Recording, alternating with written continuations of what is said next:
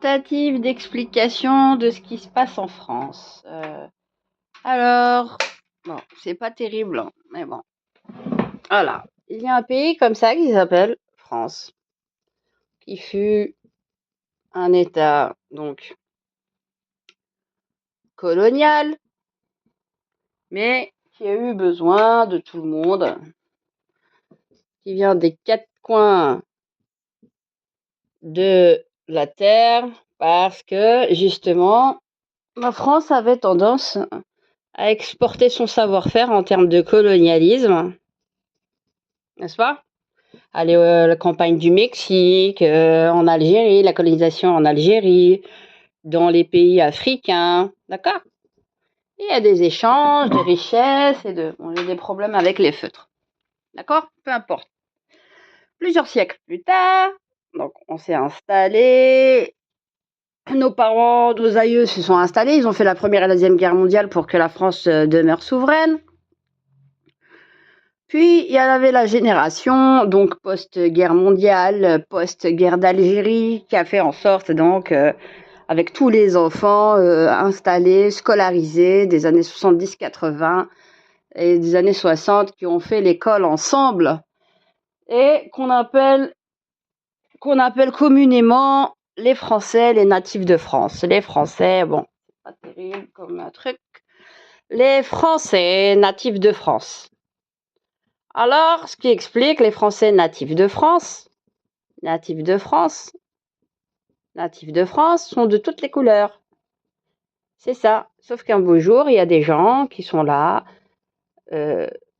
qui viennent de se réveiller, qui disent non, la France, elle est totalement blanche, totalement catholique, totalement chrétienne, en occultant cette histoire de France qui fait partie de la France et de l'histoire de France.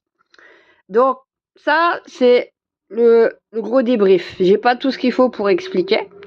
Donc, les musulmans, comme les juifs, comme les chrétiens, comme les athées en France, ont toujours vécu ensemble en bonne intelligence à la base, les années 80, en bonne intelligence. Il s'avère que justement, la politique, la géopolitique française externe avec les OPEX avait tendance à foutre la merde dans des pays étrangers et qui mettait la désolation dans des pays étrangers et qui fait que ensuite on a eu des grandes vagues d'immigration, de nouvelles immigrations, vs les natifs de France, n'est-ce pas? Les natifs de France. Et là, avec ces vagues d'immigration, on nous a toujours mis un petit peu sous tutelle, notamment les musulmans, comme on a mis les juifs passionistes de gauche comme de droite sous tutelle de l'intelligentsia sioniste qui est d'extrême droite, qui vient majoritairement de l'étranger ou qui est gangrénée justement par la doctrine étrangère et qui vient finalement gangréner nos amis juifs français, passionnistes à la base, pour les pousser à faire la alia parce qu'il y a des stratégies beaucoup plus grandes de comment pousser à toujours occuper la Palestine. Et continuer les colonies, il faut faire augmenter donc l'antisémitisme en France. Et qu'est-ce qu'on fait? On fait la part belle aux musulmans en important le problème israélo-palestinien à l'intérieur de la France et en venant nous dire ensuite que le problème justement de la France, ce sont les musulmans. C'est bel et bien eux qui ont les médias, qui se sont accaparés tous les médias, qui ont fait en sorte de faire la loi Guesso et la loi contre l'antisémitisme comme un délit en se permettant de cracher sur la mémoire de nos aïeux et sur les musulmans pour qu'il y ait ensuite un amalgame avec nos amis juifs pas sionistes. Vous voyez? Et les juifs pas sionistes français ont la pression de ces sionistes-là qui les mettent en otage. De la même manière, nous avons un autre problème à un niveau identitaire, bien que là, d'un côté, nous avons les athéistes, laïcardo-athéistes, qui refusent catégoriquement de reconnaître tous les autres et qui sont vraiment des extrémistes. Je fais une distinction entre les athées et les athéistes. Et vous avez les chrétiens de l'autre côté, n'est-ce pas? Les chrétiens de l'autre côté, d'accord? Et là, on se dispute quoi? Doctrinairement, au niveau de la religion, la loi de 1905 permettait justement la séparation de l'Église de l'État, mais pas la négation de la séparation de l'Église et de l'État. Pas sa négation, de la cohabitation. C'est pas pareil. La cohabitation n'est pas la négation. Sauf que, justement, ces extrémistes athéistes ont pris l'appareil d'État de la sous couvert de la laïcité pour s'accaparer en tapant sur les musulmans et le danger que représenteraient les musulmans, notamment les natifs de France, pour dire oui, vous voyez, on nous importe les problèmes de l'étranger, on a des potentiels terroristes sur place, alors que c'est eux qui les fabriquent avec la télé, d'accord, de l'extrême droite, là, parce que ça, on a tout intérêt à vendre encore des armes. Et puis, il y a la logique américano-sioniste, avec ces fameux observatoires de l'islamisation en France. Observatoire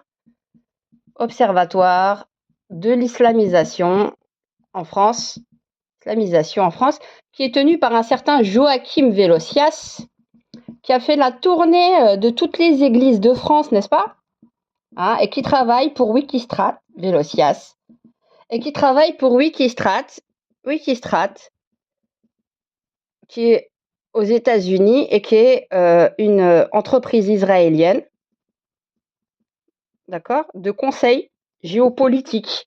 Et donc, à force d'écrire des bouquins, de mettre de l'anxiété et de nourrir l'anxiété justement dans les journaux, c'est le gros bordel, hein, mais bon, vous avez compris les grandes lignes. Il y a encore des choses aussi à dire chez les musulmans. Il faudrait 1 heure hein, que je prenne le temps de tout décortiquer. Là, je vous fais à la louche. L'Observatoire de l'islamisation qui vise à discréditer tous les musulmans, à monter la tension et la pression sur tous les Français en France, et de voir tous les musulmans comme des potentiels terroristes, des potentiels attaquants, et on nous a sorti la cerise sur le gâteau avec le grand remplacement et le désir de pseudo-vengeance, parce que aussi il faut qu'on règle nos comptes hein, des deux côtés de la Méditerranée aussi, hein. Les natifs de France avec, oui, il y a des choses à se dire, ça c'est très très clair. Hein, je pense que c'est le problème, je pense, de tous les binationaux hein, qui ont intérêt justement à remettre les pendules à l'heure, l'église au milieu du village, la mosquée au milieu du village, tout ce que vous voulez au milieu du village, des deux côtés de la rive et de en fait, tous les tiraillements dans lesquels on veut pousser la France. Et donc, à un moment donné, il va falloir dire basta, stop, on veut vivre en bonne intelligence. Alors oui, vous avez les dites minorités sexuelles qui maintenant, sous couvert de leur spécificité, veulent se tailler la part du lion et nous imposer, et qui étaient donc les oppressés oppresseurs, ils deviennent les oppressés oppresseurs. Je ne parle pas des individus en tant que tels, mais tous les lobbies, tous ceux qui finalement, le corps associatif qui parle au nom d'un tel ou d'un tel, nous foutent tous dans la merde. Donc, qui va se tailler la part du lion de la France, si ce n'est les pays étrangers qui nous regardent et qui n'attendent que cela, que l'on se déchire tous, n'est-ce pas, si on doit venir à la conclusion.